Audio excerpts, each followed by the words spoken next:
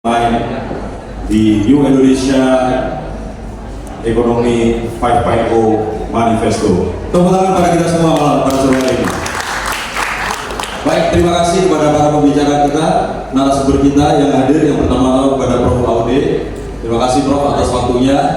Ya, tentunya kepada Pak Frans sebagai penulis buku, Mbak Angki sebagai staf khusus presiden dalam saya ini, dan juga Mbak Nadia. Ya, Mbak Nadia ini woman-trainer yang hebat. Kalau Mbak Anggi ini adalah staf khusus bidang sosial yang selama ini sangat concern kepada difabel ya. Jadi bagaimana difabel ini bisa berdaya, bagaimana difabel ini juga turut bisa berkontribusi sebagai pengusaha UMKM. Ya, ini semua sejalan dengan SDGs, Sustainable Development Goals, yang dicanangkan oleh World Economic Forum ya, bahwa bagaimana kemudian wanita ini lebih berdaya, gender equality. Terus juga kemudian financial inclusive ya, bagaimana juga kemudian juga orang-orang yang kurang beruntung ya dalam arti adalah difabel ini bisa berkontribusi kepada UMKM dan tentunya koperasi semua. Baik, untuk menyingkat waktu saya akan tanyakan pertanyaan dulu ya kepada Bapak Frans Eroga ya. Jadi Pak Frans, boleh diceritakan sedikit Pak, bagaimana kemudian Bapak berpikir untuk menulis buku ini Pak? Dan kemudian bagaimana pandangan Bapak ke depan koperasi ini sebenarnya ke depan ini seperti apa? Ya, supaya maju, supaya modern, supaya anak-anak muda kita, milenial sih, ini juga menjadikan koperasi ini sebagai suatu badan usaha yang tentunya akan bisa bersaing dengan korporasi. Silakan Pak Frans, bisa mulai. Oke, terima kasih dari Bayu sebagai moderator. Jadi Bapak Ibu sekalian, salam hormat kepada para moderator dan pada narasumber yang lain. Motivasi ataupun dasar berpikir kita membuat buku ini yang lebih kepada kita ingin memang sebuah kembali kepada Undang-Undang Dasar 45, kembali kepada konstitusi. Ekonomi konstitusi kita adalah koperasi. Itu tertuang dalam pasal 33, badan usaha yang paling sesuai dengan perekonomian bangsa adalah koperasi. Tapi kalau kita lihat ke masa kini, sebenarnya itu juga relate. Kita lihat relate-nya apa? Siapa yang memegang struktur demografi terbesar dalam penduduk kita? Adalah generasi muda, generasi milenial dan generasi Z. Nah, ini sebenarnya mereka tidak tahu aja bahwa koperasi itu sangat anak muda banget, milenial banget. Kenapa? Kita tahu preferensi anak muda apa? Kumpul, guyup, hangout lah, nongki-nongki lah. Koperasi kan juga ada nongki-nongki. Ya pun yang berisi, berbentuk RAT, rapat tanggungan, kan? Terus baru berikutnya kita ngomong, kita anggap preferensi anak muda apa? Sharing ekonomi, ekonomi berbagi, ya kan? Buktinya ada banyaknya aplikasi-aplikasi platform-platform tentang sharing ekonomi. Ya, kita tahu koperasi sharing ekonomi itu adalah pembagian SHU. Terus yang berikutnya juga kita lihat bahwa anak muda kan paling nggak suka kalau dibeda-bedakan. Pengennya apa? Kesetaraan, egaliter, nggak ada bos, nggak ada jomas gitu kan. Nah, di koperasi juga kita anggap koperasi kan berbasiskan adalah one man one vote. Satu orang anggota memegang satu vote, satu suara. Tidak seperti PT yang benar-benar berbasiskan kepada modal. Nah, ini kan sebenarnya kan sangat identik dengan preferensi anak muda. Nah, ini harusnya memang bisa kita edukasikan, bisa kita budayakan lebih kena lagi kepada anak muda. Dan itu juga pasti harus didukung oleh cara-cara yang mereka senang. Contohnya adalah cara-cara yang canggih, teknologi minded dan juga dengan digitalisasinya.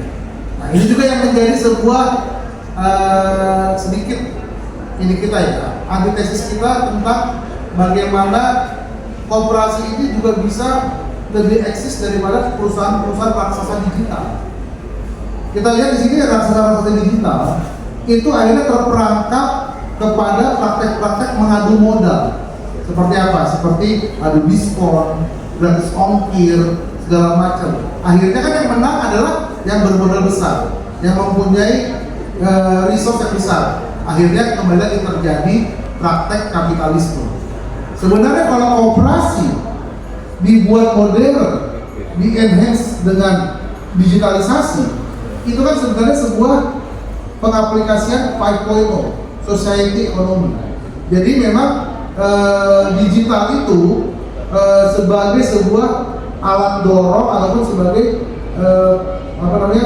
sebagai pelengkap yang mendorong terjadinya sebuah peningkatan ekonomi. Bukan berarti dia sebagai segala-galanya. Yang menjadi segala-galanya itu adalah tetap kepada subjeknya, itu orangnya. Itu yang mungkin sedikit kita tahu. 5.0 ini kan diprakarsai oleh orang Jepang, Perdana Menteri Jepang ya, Prof. Laude ya, Shinzo Abe, yang memang menjadi sebuah pembaharuan ataupun perbaikan dari 4.0 saat ini. Yang kita anggap 4.0 ini kadang-kadang sudah salah kaprah, yang ada terjadinya malah adu kapitalistik. Nah, dengan berbasiskan koperasi yang sudah mempunyai modal sosial yang kuat dengan adanya anggota, tidak lagi perlu adu diskon, adu gratis ongkir. Jadi memang cukup semua kecanggihan-kecanggihan itu adalah untuk mempercepat dan juga memperbesar daya jangkau daripada si koperasi ini. Mungkin itu sih, tapi mohon ini juga bisa ditambahkan, karena juga saya tahu ini juga kadang-kadang anak muda ini cukup liar saja idenya. Kira-kira mungkin ditambahkan nanti bagaimana yang lebih menguasai. Begitu mungkin Pak Moderator. Oke, Pak Bayu, silakan. Baik Pak Fran, menarik ya. Tadi Pak Fran menyebutkan masalah ini ya, digital ya. Digital, terus kemudian ekonomi 5.0, society 5.0. Ini saya ke Pak Prof. Laude. Karena berkali-kali kita diskusi dengan Prof. Laude ini ada ide menarik dari beliau ini. Baik Prof. Karena berbantah-bantahan juga. Ya, juga berbantah-bantahan juga, tapi ya. Tapi banyak sekali ini kita mendapatkan insight ini. Mungkin Prof bisa menjelaskan bagaimana sih koperasi yang sesuai dengan ekonomi 5.0 atau society 5.0 ini. Ya ini ya Prof ya. Ya seperti sudah kita diskusikan. Sudah Prof. Baik, terima kasih Pak Maudie, terima kasih atas kehadirannya para moderator dan teman-teman yang menjadi pembicara hari ini. Saya diminta memang untuk berbicara tentang peranan dari Society 5.0 dan kemudian sebagaimana koperasi itu berada. Ya, tadi latar belakangnya jadi gini. Saya itu murid bapaknya Perdana Menteri Jepang, Shintaro Abe. Yang bapaknya kan Menteri Luar Negeri. Saya muridnya dia, kemudian anaknya di Perdana Menteri, dia mengatakan begini, revolusi industri 4.0 telah menimbulkan dikotomi antara besi dan manusia, dianggap dehumanisasi. Kemudian Shintaro Abe dengan timnya merumuskan bahwa Jepang harus masuk kepada Society 5.0. Apa itu yang disebut Society 5.0? Adalah masyarakat super smart society. Apa itu super smart society? Suatu masyarakat yang digerakkan oleh smart system, bukan smartnya orang. Smart system itu yang paling contoh yang paling bagus di Indonesia adalah seorang pengendara mobil yang taksi itu pengalaman 10 tahun, akurasinya sama dengan anak Wonosobo yang baru lulus dapat SIM, tapi dia mempunyai GPS. Coba, itu anunya. Jadi super smart society itu adalah masyarakat yang amat tergantung kepada sistem teknologi baru, yang dan inilah yang akan kita hadapi 2040. Nah, jadi tugas saya adalah seperti apa ini bukunya. Menurut saya ini sangat impresif ya. Saya sudah baca juga, judulnya ini yang provokatif. Ya, rugi kalau nggak beli. Itu Indonesia Ekonomi 5.0. Jadi presiden ini dia membawa ekonomi baru. Nah, bagi presiden back to the future. Back to the future. Kembali ke masa depan. Karena apa yang kita kerjakan hari ini, itulah yang akan kita dapat di masa depan. Sementara kita yang berpikir analog masa lalu, hari ini cerminan masa lalu. Berbeda itu. Beda mindset. Jadi buku ini memberikan bahwa Indonesia pada tahun 2045 koperasinya seperti apa? Apakah harus seperti sekarang ini? No way. Akan menjadi persoalan koperasi itu. Koperasi itu hanya menjadi bemper hari ini. Kalau kita susah lari koperasi dan harus dibangun. Iya. Oleh karena itu kalau kita krisis, untung ada UKM koperasi. Masa kita menjadi bemper doang?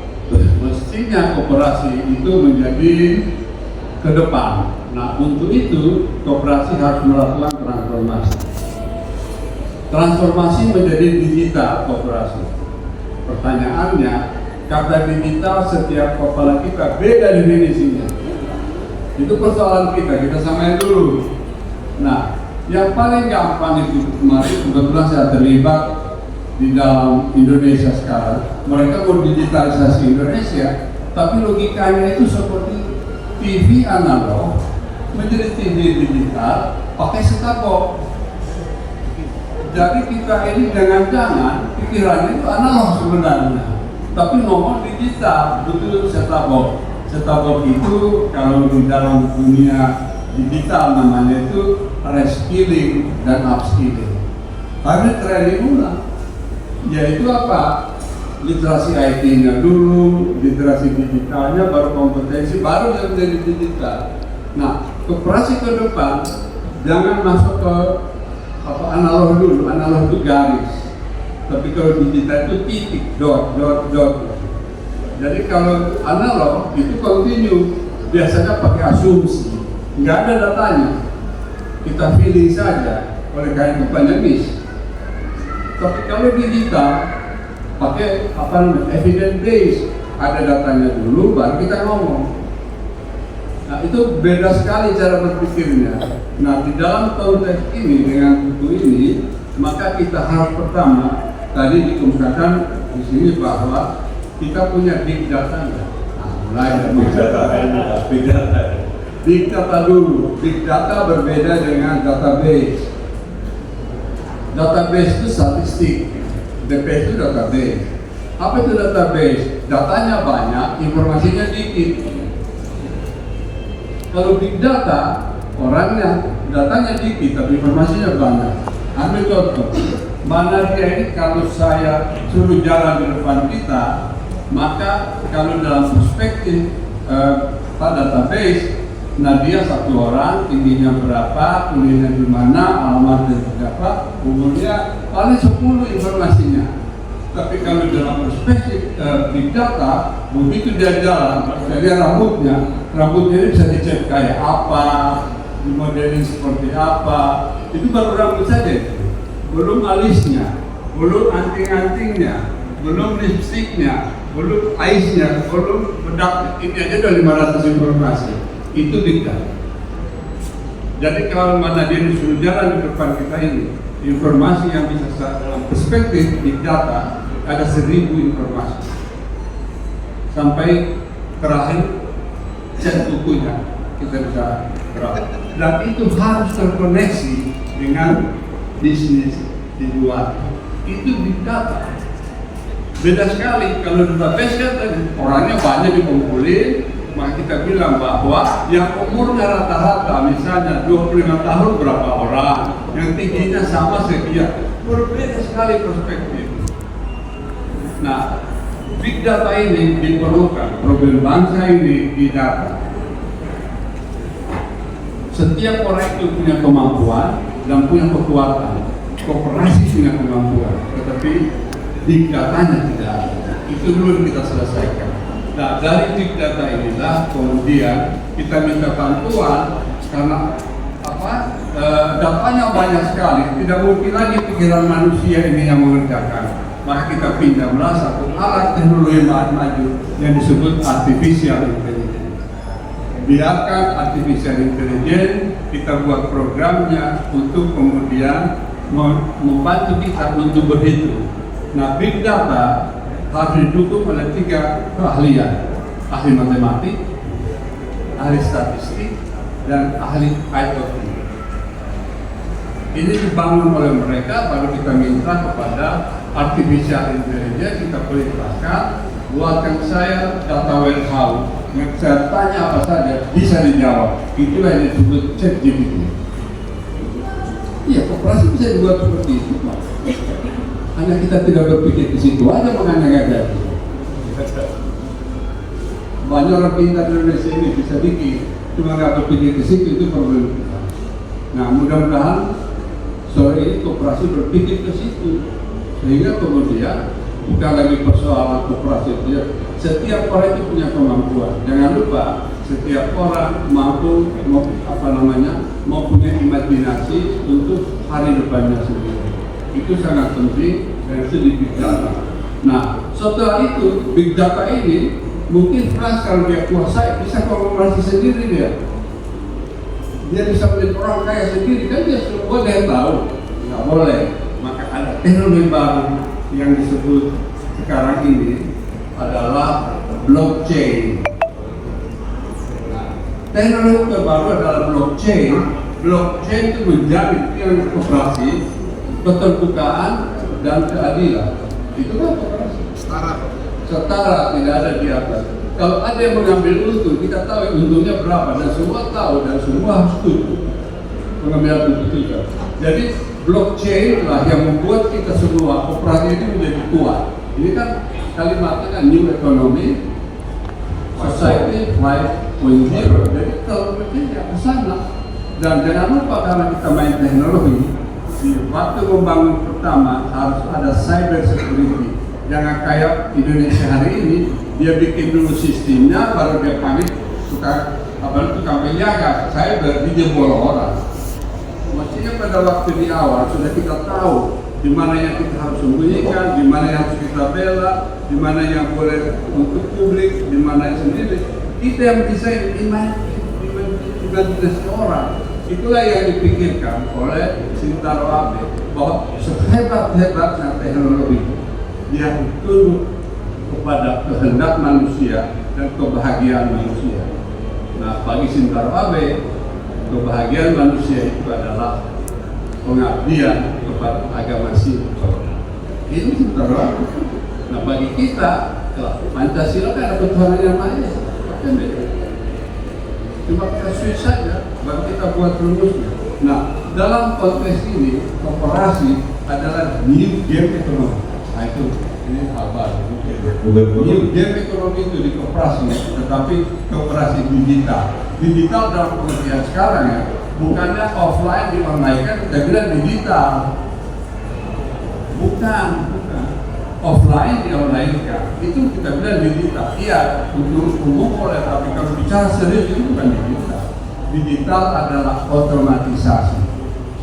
Campur tangan manusia sedikit, semua mesin kita tinggal nanya dan semua terbuka, sehingga di situ tidak ada lagi seperti pidato Presiden terpilih Prabowo di depan apa? PKB. Jangan kirim menteri yang mencari uang di APBN, itu akan sekalian. Dengan sistem ini tidak ada lagi orang campur, tidak ada lagi main-main. Sekarang ini kan e-katalog kan bisa diatur. Ini nggak bisa diatur karena begitu Anda masuk blockchain, sekali data akan memasukkan tidak mudah kau robah.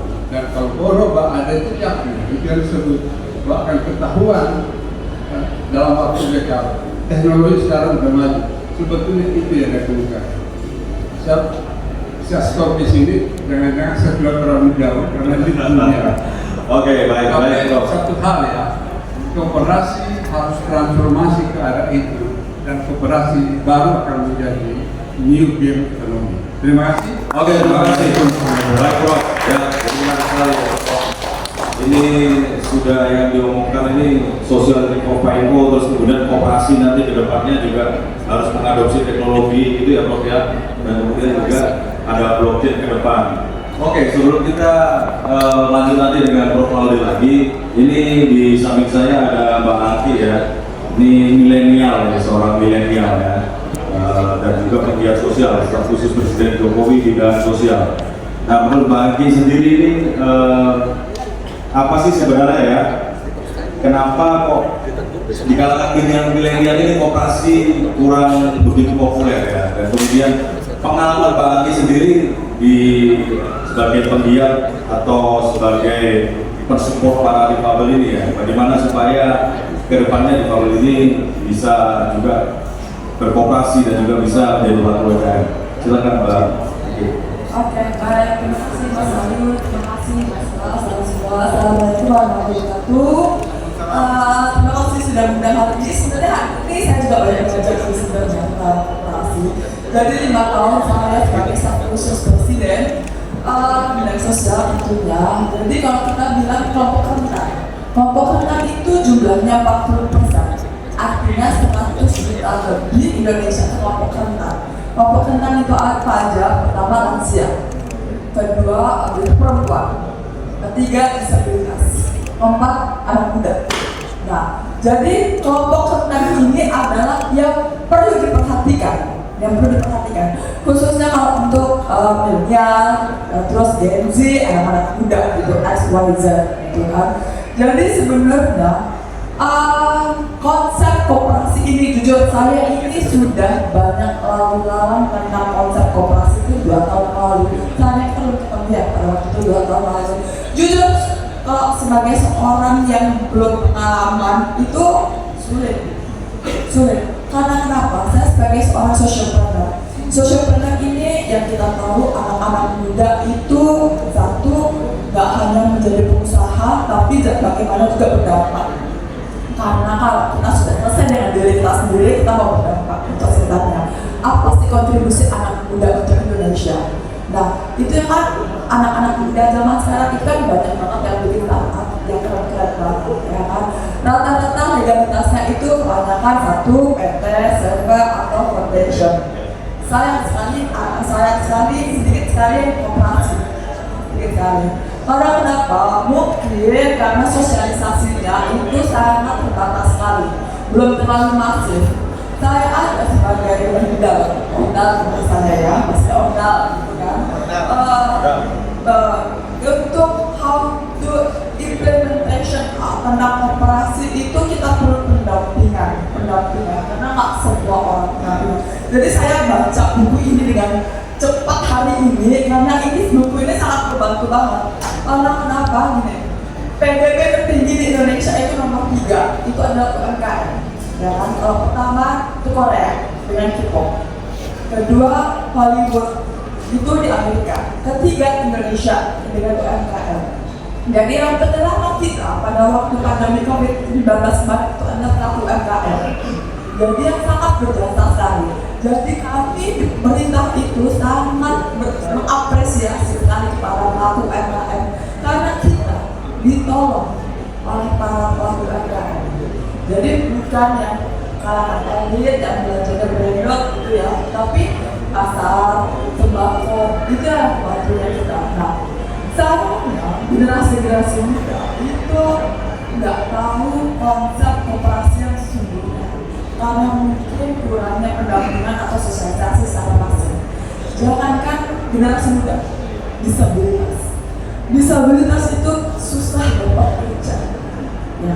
Tapi kami yakin bahwa disabilitas itu mampu secara edukasi. Makanya kita maksimalkan para UMKM. Nah, untuk mendampingi mereka memang diperlukan adalah koperasi. Nah, mungkin ini kita bisa sendiri bareng Mas Bayu dan teman-teman semua di sini para pakar ahli koperasi. Kalau saya sendiri, saya itu punya komunitas yang jumlahnya 480.000 penyandang disabilitas. Dan ini mereka itu sudah kami latih, yang sudah kami siapkan untuk mereka bisa belajar secara ekonomi. Sayangnya dapat kerja itu susah, karena lapangan pekerjaan itu sangat sedikit sekali. Dan mungkin bisa menjadi pelaku UMKM yang itu dibentuk dalam koperasi. Ini bisa menjadi menuju Indonesia Emas 2045 bahwa disabilitas perempuan generasi muda ini ikut berpartisipasi aktif untuk menuju Indonesia Emas 2045. Kita ingat bahwa Pak Prabowo itu memiliki target pertumbuhan ekonomi sebanyak 8%. Itu bukan sesuatu yang gampang. Itu adalah sesuatu yang perlu effort yang luar biasa dan perlu sinergi luar biasa. Jadi sinergi kita tuh nggak bisa kerja sendirian. Pemerintah nggak bisa sendirian. Kita perlu sinergi lintas sektoral yang kita semua ini. Makanya kelompok rendah ini dengan 40% lebih dari 120 juta jiwa ini mampu untuk berpartisipasi aktif menuju Indonesia Emas 2045. Nah, jadi mulai hari ini yuk kita bisa sinergi sama-sama. Jangan pernah lupa bahwa kelompok rendah adalah bagian dari pembangunan Indonesia. Oke, baik. Terima kasih Mbak Ati ya. Tepuk tangan sekali lagi ya Mbak Ati ya. Jadi ini tidak hanya sekedar berretorika tapi juga membentuk komunitas juga ya. Oke, ini ada Mbak Nadia yang cantik juga ini. Ya, Mbak Nadia ini sebagai seorang womanpreneur ya. Kita juga tahu sebagian besar para pelaku UMKM ini dan juga yang tergabung dalam koperasi ya, seperti yang tadi diceritakan Pak Samsul ya, ibu-ibu ini kemudian dibentuk menjadi suatu koperasi yang kemudian anggotanya adalah para ibu-ibu. Nah, menurut Mbak Nadia sendiri sebagai pengusaha ya, sebagai wanita yang berusaha itu UMKM, kira-kira tantangannya apa Pak? Dan harapannya ke depan seperti apa Pak? Mungkin bisa share kepada kita semua dan juga nanti bisa membantu memperkaya buku kita. Oke, baik. Terima kasih banyak Mas Bayu. Sebelumnya mohon maaf ini saya lagi kurang fit, tapi karena undangan dari Pak Frans ini wajib saya hadir ke sini. Terus kapan lagi lihat Prof Audi pakai sneakers lagi santai nih ya. Kita sekarang semuanya di sini mungkin juga kenapa we're so excited because dalam waktu hanya 7 hari lagi kita akan memiliki pemimpin yang baru. Dan sejujurnya saya pernah sekali-sekalinya bertemu dengan Bapak Prabowo dan itu saya bisa merasakan, ini mungkin sedikit menyimpang ya Mas Bayu ya jawabannya. Saya cuma ingin sharing saja bahwa we have such big faith in him.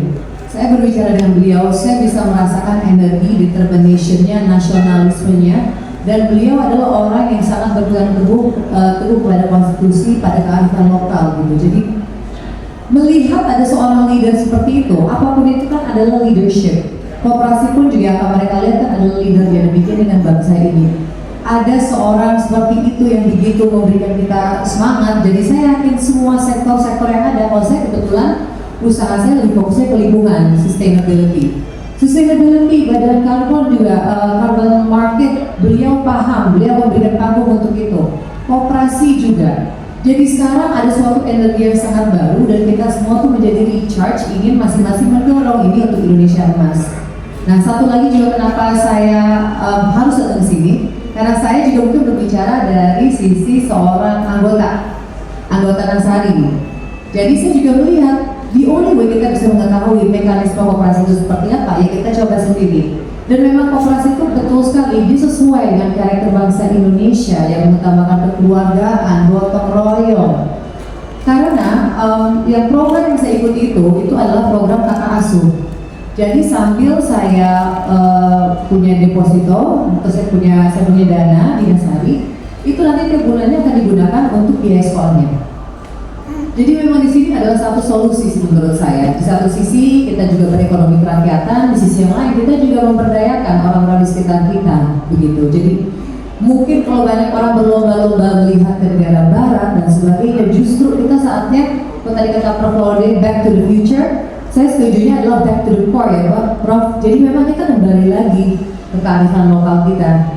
Indonesia tuh memiliki banyak sekali jawaban ya atas tantangan-tantangan yang dihadapi sekarang, dan menurut saya juga koperasi adalah salah satu ya yang bisa membantu supaya kita bisa bergerak bersama-sama dari semua poin kesetaraan.